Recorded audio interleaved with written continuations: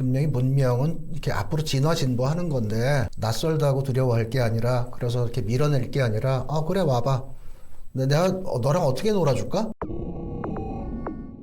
안녕하세요. 무엇이든 세 가지로 가르쳐드리는 매교수 김익환입니다. 오늘은요, 여러분들이 엄청 기다리셨을 것 같은데 교수님께 제가 두 가지 좀 얘기를 듣고 싶은데요. 이 책에 아이들 교육 얘기가 나와요. 그래서 이게 쭉 앞에서 말씀하시는 것이 정말 사실 우린 애들이 똘똘하고 애들이 공부 잘하고 이렇게 하기를 원하지 않습니까? 그런데 한편으로는 아이들이 정말 성숙한 인간으로 자라기를 또 바라거든요. 여기에 열쇠를 특히 책 읽기 하고 보조적으로는 글쓰기, 아이들을 잘 키우려면, 아이들이 심지어는 공부도 잘하게 하려면 책 읽기와 글쓰기를 시켜라, 이런 얘기가 이 책에 나옵니다. 간단하게 팁을 주시면 좋을 것 같습니다. 이 책이 사실은 후편이에요. 언어사춘기라고 하는 책이 이 책을 아이들만 할 게 아니라 어른들한테도 연결을 해보자, 그렇게 출판사하고 서로 교감을 하면서 쓰게 된 책이거든요. 언어사춘기라고 하는 말을 들으면 되게 생소할 거예요. 그 말은 제가 지어낸 말이에요. 이게 개념이 뭐냐면 미국에서 모든 초등학교에서 학년이 올라갈수록 과제가 늘잖아요. 근데 4학년이 되면 과제를 줄여요. 이유도 몰라요. 100년, 150년 주마다 좀 다르지만 이게 뭐지? 근데 그게 그냥 괜찮으니까 해온 거예요. 이게 뭔가 하고 이제 연구를 했는데, 예전에도 연구를 했지만 답이 안 나왔는데 뇌과학이 발달하면서 거기 언어학자, 뇌과학자, 교육학자 다 모여서 하다가 발견한 게 뭐냐면 10살이 되면 아이의 언어에서 어른의 언어로 전환하는 시기가 와요.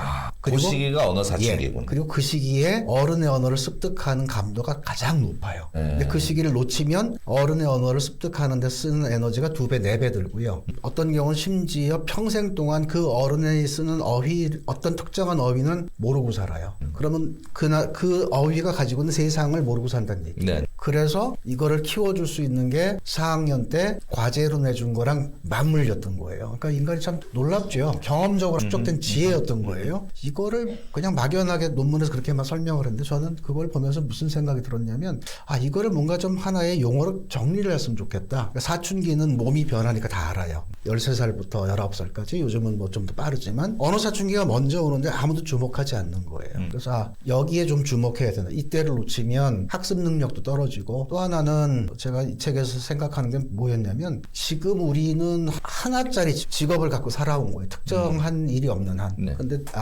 지금 아이들 혹은 이미 20년, 30년 전부터 무슨 얘기가 나왔냐면, 앞으로 6번 이상 직업이 바뀔 거다. 그러니까 일생을 살면서 직업을 6종류를 계속 이직하면서 살아갈 것이다. 그래서 평생 교육이 필요한 건데, 여기 지금 구독자 중에 상당히 많으신 분들이 40대, 50대라고 들었거든요. 그럼 자녀 교육에 관심이 많을 텐데, 저는 이거 한 가지는 팁으로 드리고 싶어요. 이게 중학교에 들어가면 보통 그러잖아요. 초등학교 때까지 공부 잘하다가 중학교 가서 나쁜 친구 만나고 얘가 성적이 떨어졌다. 보니까 다 그래요, 다. 그 이유가 뭘까? 나쁜 친구를 사귀어서가 아니라 교과서는 세상에서 가장 불편한 언어예요. 불친절하고. 근데 그게 뭔가 했더니 다 추상명사예요. 근데 추상명사는 전부 다 한자에서 빌려온 말들이에요.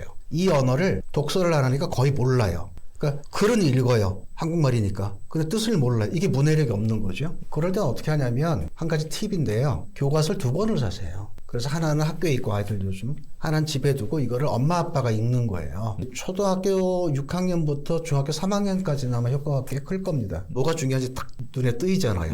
핵심 뭐 이런 거. 그거를 일단 노트에 적어두시고요. 다만 절대로 가르치시면 안 돼요. 아이 진도보다 보름 앞에 엄마 아빠가 먼저 읽고요. 그 낱말을 적어둬요. 그리고 아이가 있을 때 의도적으로 그 낱말을 써요. 그 애는 못 알아들어요. 평소에 안 듣던 말이에요. 엄마 아빠 왜 저래서 이상한 말을 해? 안 듣죠. 리스닝을 안 하는 거예요. 근데 히어링은 되어 있어요. 그리고 보름쯤 지나서 학교에 수업을 하는데 선생님이 막 뭐 설명을 하는데 그 단어가 나오네. 저 어제 듣던 말인데 낯설지가 않은 거예요. 낯설지 않으면 사람이 확 이렇게 친근해지고 쉽게 빨려 들어가요. 그러면 이해가 금방 되는 거예요. 자연스럽게 학습 능력도 좋아지죠. 그런 점을 생각을 하면 저는 좀 단언컨대 학원 하나 줄이시고, 아이가 있을 때 엄마 아빠가 그런 낱말들을 진도에 맞춰서 틈틈이 발화만 하셔라.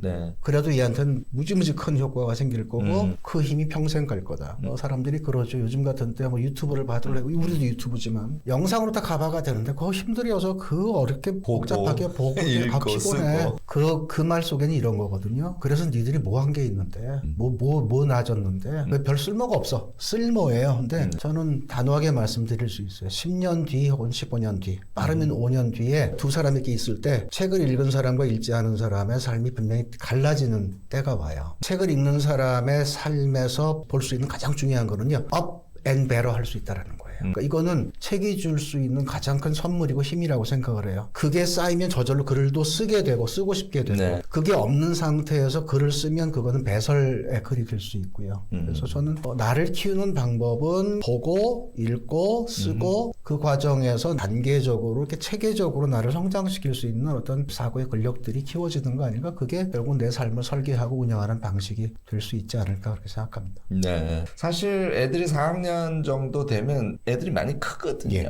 그러니까 그때부터는 언어를 조금 어른스러운 언어를 의식적으로 쓰는 것도 사실 아이들이 언어 사춘기를 넘어가는데 큰 도움이 되고 그런 데서 약간의 단어에 익숙함이 생기면 독서력이 늘어나기 때문에 스스로 독서를 조금 더 하게 되는 것 같더라고요. 이해를 할 수 있는 능력과 그렇지 않은 경우 이 두 사람의 삶을 크게 달라지게 하는 거죠. 그래서 저는 뭐 성적도 분명히 달라진다고 생각해요. 그런 점에서. 사실 우리가 지금 이야기하고 있는 것이요. 예를 들어서 어떤 현상을 봤어요. 그러면 그 현상을 인식하는 방법이 굉장히 다양하게 있거든요. 근데 대체로 모든 현상은 어떤 사회 구조적인 힘의 작동 이런 것도 있고요. 또 어떤 문화적인 흐름이랄까, 뭐 윤리관이랄까 하여튼 굉장히 복합적인 요인이 작동하고 그 안에서 주체가 대응을 하는 거잖아요. 그러니까 이 책에 보면은 판이라는 용어를 쓰고 계세요. 우리가 무엇인가를 인식할 때 그 판 속에 주체들을 위치 지어놓고 복합 요인들을 구조적으로 사실은 사고하는 것이죠. 이제 그런 거를 하려면 사실은 두 가지가 기본적으로 필요한데 그것을 응축해서 표현하는 추상 단어들에 대한 익숙함이 필요하고요. 그다음에 그것들이 표현하고 있는 구조 전체에 대한 이해가 필요하거든요. 그러니까 요것은 초등학교 4학년 이후에 쭉 성장하면서 우리가 우리의 머리 구조 자체를 바꾸어 가야 되는 그런 세계라고 생각하고요. 또 우리가 무엇인가를 표현하려고 할 때 그것은 이것은 이것이야 라고 표현하는 것이 아니라 훨씬 더 구조적으로 표현해야 되고 또 그게 좀 긴 서사로 표현해야 될 때가 반드시 옵니다. 그래야 그 안에 힘과 창의성이 표현이 될 수 있지 않습니까? 지금 교수님께서 우리가 아이들을 성장시킬 때 이 넓게 보면 구조적 사유가 가능하게 하는 그런 독서 교육과 언어 교육 같은 것이 필요하다. 이제 이런 말씀을 해주신 거로 저는 이해를 했습니다. 너무너무 정말 저도 이런 얘기를 너무너무 하고 싶었는데 교수님이랑 대화를 하다 보니까 술술술술 얘기가 풀리네요. 그러니까 쉽게 실감할 수 있는 사례가 이제 단풍철이잖아요. 단풍 구경을 갔어요. 엄마는 감탄사부터 나오고요. 우리 친정엄마 무슨 색동저고리 같아 뭐 같아라고 막 설명을 해요. 옆에 든 딸 한마디 해요. 헐 대박 끝.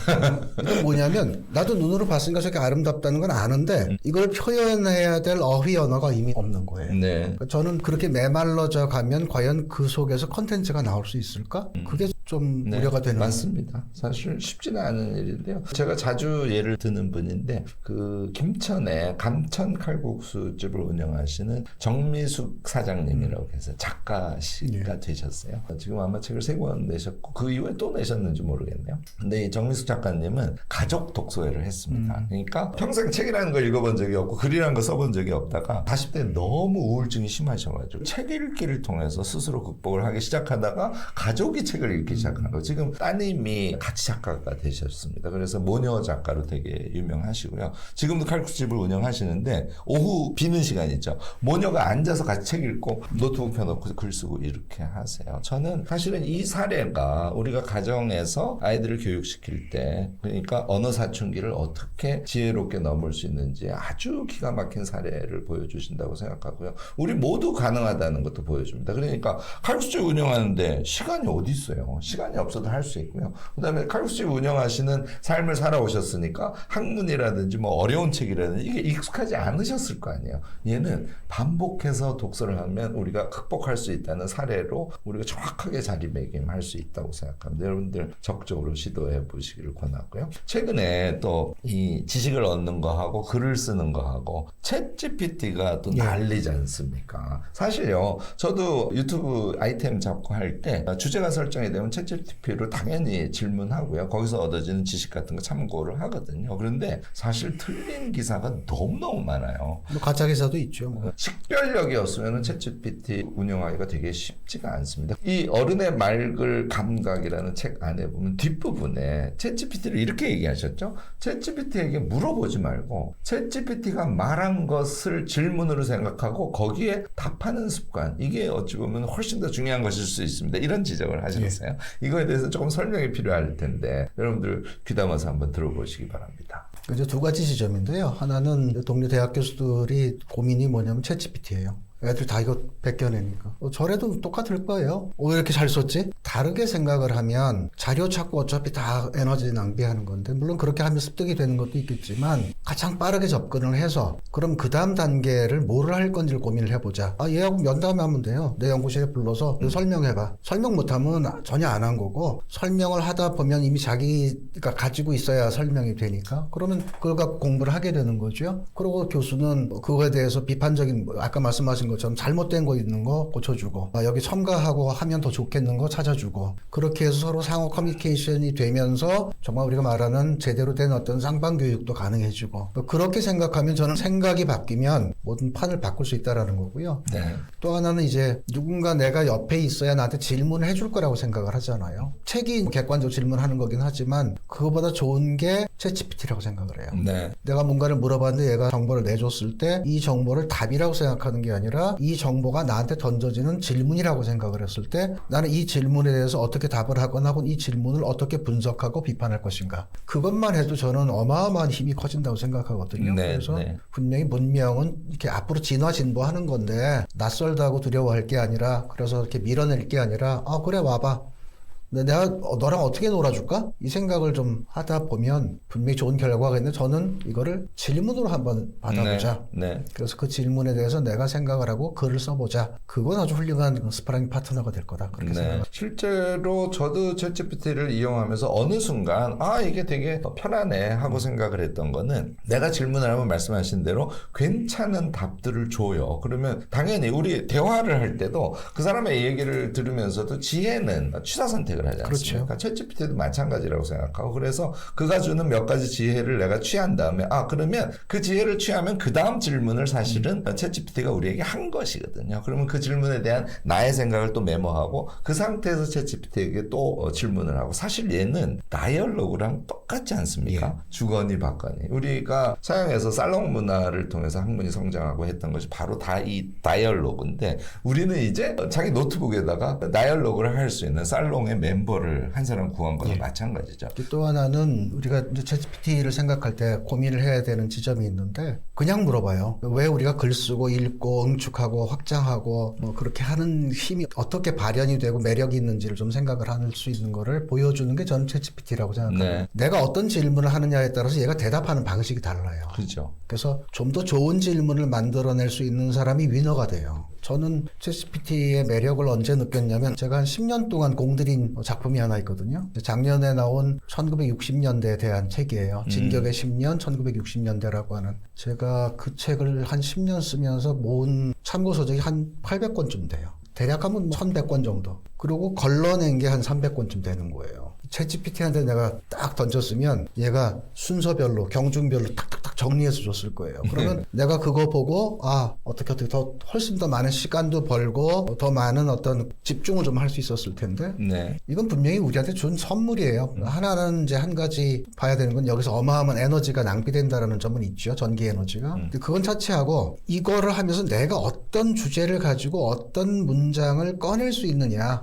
그게 서 있는 사람이 챗GPT의 챗GPT를 충분히 활용할 수 있고 거기에서 얻는 게 많은 사람이거든요. 그게 이제 위너가 되는 그런 점에서 글을 자꾸 읽고 쓰고 짜내고 영감을 좀 떠올릴 수 있는 그러니까 챗GPT를 자꾸 기계적으로만 저는 보시는 게 조금 좀 안타까워요. 그렇죠. 챗GPT 열심히 여러분들 이용하시기를 권하고요. 그리고 사실 챗GPT 프롬프터 교육이라 그래서 이 질문 주고받는 그 패턴에 대한 교육들을 많이 받는데 그 패턴 교육도 되게 중요하지만 결국은 자기 필요에 의해서 일단 자꾸 써보는 시행착오를 겪다 보면 아까 얘기한 이 다이얼로그의 신비를 우리가 챗GPT를 대상으로 해서 느낄 수 있고 지금 김 교수님 말씀하신 거와 관련된 자기 패턴 같은 게 서게 되거든요. 그러면 이제 진정한 지적 친구로 챗GPT가 챗GPT 묻는 것도 글쓰기죠. 네, 맞습니다. 맞습니다. 그래서 여러분들 그런 것도 앞으로 적극적으로 잘 활용을 하시고요. 우리 생각보다 엄청 길게 대화를 했는데 여러분들 쭉 이 대화 내용 들으시면서 여러분들이 생각의 힘 그리고 그 사이에 읽기와 말하기 쓰기가 생각의 중간에 있고 존재한다는 거 확인하셨을 거고요. 그래서 우리에게 읽기가 어떤 의미가 있고 글쓰기를 어떻게 발화하는 것이고 또 그런 것들에 대한 관련된 여러 가지 방법 같은 것들도 여러분들 나름대로 많이 떠올리실 수 있었을 겁니다. 마지막에 챗GPT를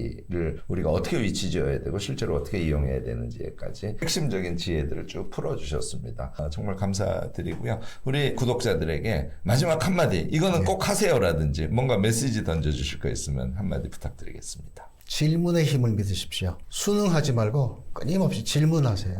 결국은 창조의 힘은 저는 질문에서 온다고 생각하거든요. 답은 이미 정해져 있어요. 그리고 하나밖에 없습니다. 그게 제가 지금까지 해온 지식의 습득 방식이에요. 질문은 내가 해요. 대단히 주체적이고 질문은 무한합니다. 그 질문은 그 질문에 대한 모든 답이 어딘가에 있어요. 그걸 찾아내는 과정에서 어마어마하게 많은 것들을 우리가 얻어낼 수 있을 거라고 생각합니다. 그래서 꼭 질문하는 힘을 키우시길 바랍니다. 교수님 너무너무 감사합니다. 불러주셔서 고맙습니다. 네. 오늘 우리 김 교수의 세 가지 구독자분들이 정말 사유하기와 관련해서 큰 풍성한 그런 지혜를 얻을 수 있는 시간이었으리라고 생각합니다. 교수님 감사드리면서 이것으로 마무리하겠습니다. 고맙습니다. 네, 감사합니다, 여러분.